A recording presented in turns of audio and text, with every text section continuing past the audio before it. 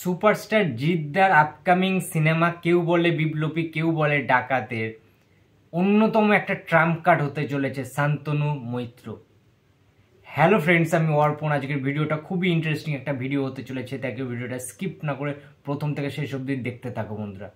জিদ্দাকে নিয়ে আপডেট দিতে সবারই ভালো লাগে, আমারও ভালো লাগে, কিন্তু কোনো জিনিস নিয়ে আলোচনা করতে গেলে আগে না কিছু জানতে হয়, কিছু জিনিসপত্র নিয়ে ঘাঁটাঘাঁটি করতে হয়, যেটা আমি করতে খুব ভালোবাসি। বিশেষ করে যদি সেটা বাংলা ছবির ক্ষেত্রে হয়, সেটা আমার বেশি ভালো লাগে সেই জিনিসটা নিয়ে একটু রিসার্চ করতে, একটু দেখতে, যে কোনো জিনিস, যে কোনো পরামর্শ বা জিদ্দার যে স্টেপগুলো নিয়েছেন আজ পর্যন্ত সবকটাই কিন্তু বেশ গুরুত্বপূর্ণ স্টেপ, খুব রিস্কি।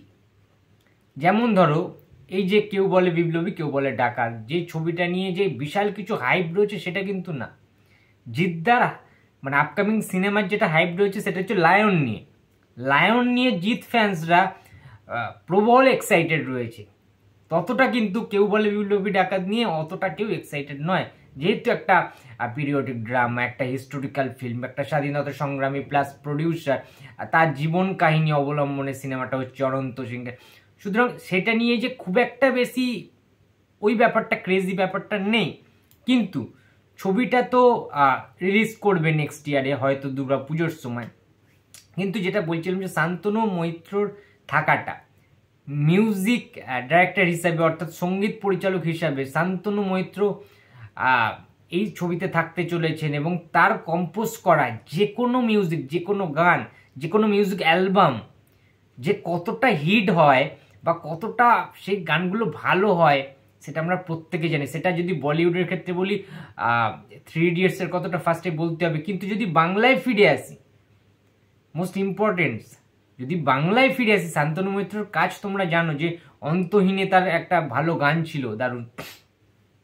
অনেক ছবিতে বাংলায় তিনি কিন্তু কাজ করেছেন মিউজিক কম্পোজার হিসাবে, যেমন ধরো অন্তহীন রয়েছে, অপরাজিতা তুমি রয়েছে, প্রসেনজিৎ চ্যাটার্জি যেটা অভিনয় করেছিলেন, কিংবা ওপেনটি বায়োস্কোপ রয়েছে, বন্ধু চল ওই গানটা আছে, ঠিক আছে। এরকম কিন্তু বেশ পরিণীতারও মিউজিক কম্পোজার কিন্তু আমাদের শান্তনু মৈত্র। শুধু অপরাজিতার যে গানটা আমার খুব ভালো লাগে শান্তনু মৈত্রর কম্পোজ করা, আর সেটা হচ্ছে রূপকথা চুপ কথা ফুরফুরে এক রোদের জন্মদিন, মন পাহাড়া বন্ধুরা আজ খোলা আলটুসে ক্যান্টিন। এই গানটা ভীষণ প্রিয় আমার, ঠিক আছে।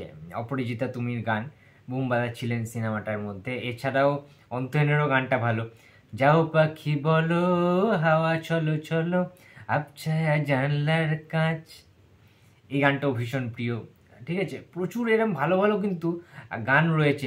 আমাদের শান্তনু মৈত্র খুব ভালো কিন্তু মিউজিক কম্পোজার। সুতরাং জিদ্দার এই ছবিটাতে তিনি কতটা কি ভালো করতে পারবেন সেই বিষয়ে আমার যথেষ্ট ডাউট একেবারেই নেই। তার কারণ শান্তনু মৈত্র আমার খুব ভালো একজন, প্রিয় একজন কিন্তু মিউজিক কম্পোজার, আমার অন্যতম একজন ফেভারিট ব্যক্তিত্ব বলা যেতে পারে। সারেগামাপাতে দেখেছি তার জাজ হিসাবেও কতটা তিনি পোক্ত, কতটা তিনি একদম অনেস্টলির সাথে, ঠিক আছে, অথেন্টিকলি তিনি নির্বাচন করেন। ঝুঁকি নিয়ে কাজ করতে জিদ্দা ভালোবাসে, আমরা প্রত্যেকে জানি। এবং জিদ্দার এই সমস্ত একটু নিজের জনারটা থেকে, স্ট্রং যে জোনটা থেকে বেরিয়ে এসে বহুবার জিদ্দা কিন্তু কাজ করেছেন। সেটা পৃথিবীভূমি হতে পারে, কিংবা অসুরের মতো ছবি হতে পারে। এরকম অনেক ভালো ভালো কাজ কিন্তু জিদ্দা নিজেও করার চেষ্টা করেছেন। হয়তোবা সেইভাবে ব্লকবাস্টার ট্যাগটা পায়নি তার ছবিটা, কিন্তু তারপরেও তো জিদ্দা বারবার চেষ্টা করে গিয়েছেন বা করছেন আবার। নাহলে এই কেউ বলে বিপ্লবী ডাকাত এইটা কিন্তু সাইন করতেন না জিদ্দা। নিশ্চয়ই ভালো কিছু দেখেছেন, যে অভিনয় কিছু দেখাতে তিনি পারবেন, সেই স্পেসটা তিনি পাবেন। এবং অ্যাট দ্য সেম টাইম এই সিনেমায় কিন্তু যথেষ্ট অ্যাকশন থাকবে জিদ্দার, যেটা শোনা যাচ্ছে। যথেষ্ট ভালো সংলাপ থাকবে, ডায়লগ থাকবে, বিভিন্ন ধরনের প্রস্থেটিক মেকআপ আমরা দেখতে পেয়েছি প্রোমোটাতে। এরপরে পোস্টার আসবে, টিজার আসবে, ট্রেলার আসবে, তখন আরও ভালোভাবে আমরা বুঝতে পারবো যে জিদ্দা কী লেভেলের অ্যাক্টিং বা কী লেভেলের চরিত্র পেয়েছেন। যেরকম চরিত্র কিন্তু সচরাচর কোনো অভিনেতারা পান না। সুতরাং জিদ্দা এই চরিত্রটার লোভটা সামলাতে পারেননি, সাইন করে দিয়েছেন। এটা কিন্তু রাবণ বা চেঙ্গিসের মতো ছবি নয়, বসের মতো ছবি নয়। এটা মাথায় রাখতে হবে আমাদেরকে। এটা একটা হিস্টোরিক্যাল ফিল্ম, এটা একটা ঐতিহাসিক চরিত্র, একটা এরকম মানে বিপ্লবী ডাকাত, মানে বুঝতেই পারছো স্বাধীনতা সংগ্রামী বিপ্লবী ছিলেন এবং একাধারে সে কিভাবে মানে ডাকাতি করতে, লুট করতেন, সমস্ত কিছু সমস্তটা কিভাবে দেখানো হবে। এবং স্ক্রিন প্লে করছেন আমাদের অরিত্র গায়ন, অরিত্র ব্যানার্জি, অরিত্রদা এবং প্রতীকৃত বসু। নিজেকে অনেক চেঞ্জ করেছেন তিনি। প্রতীকৃত বসুর প্রতি এখন আমাদের অনেকটাই বিশ্বাস এসছে কাছের মানুষটা দেখার পরে, কিংবা দাবরটা দেখার পরে। তার আগে তিনি কিছু কমার্শিয়াল কাজও করেছিলেন, যেমন ধরো অঙ্কুশ দাস সাথে একটা কাজ করেছিলেন হরিপদ ব্যান্ড বলো। কিন্তু কাছের মানুষে টোটাল ওই চিত্রটা কিন্তু চেঞ্জ হয়ে যায়, যে অ্যাকচুয়ালি এই পরিচালকের মধ্যে অনেক কিছু দেওয়ার রয়েছে, অনেক কিছু শিখেছেন প্রতীকৃত বসু। না হলে দেবদা কিংবা বুম্বাদাকে দিয়ে কাছের মানুষ সিনেমাটা তিনি ওইভাবে বানাতে পারতেন না। সিনেমাটা হিট হয়েছে, ব্লকবাস্টার বা সেরকম কিছু হয়নি, ভুল টাইমে রিলিজ বা কিছু সামথিং এর জন্য, but at the same time কাছের মানুষ ছবিটা ভালো একটা ছবি, ভালো কনসেপ্ট, আইডিয়াটা খুবই ভালো ছিল, এটা কিন্তু অস্বীকার করে লাভ নেই, ঠিক আছে।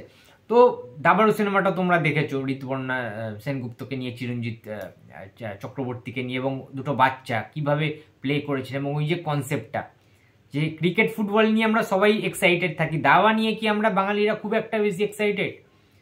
তার সত্ত্বেও দাবা নিয়ে যে দাবার একটা ইতিহাস রয়েছে, এটাকে নিয়ে যে একটা ফিল্ম বানানো যায়, আমার বেশ ভালো লেগেছে ওটা, ঠিক আছে। তো প্রতীকৃত বসু একজন অন্যতম ভালো মানে আমাদের পরিচালক, ভালো ভাবে প্রেজেন্ট করতে পারেন সিনেমা।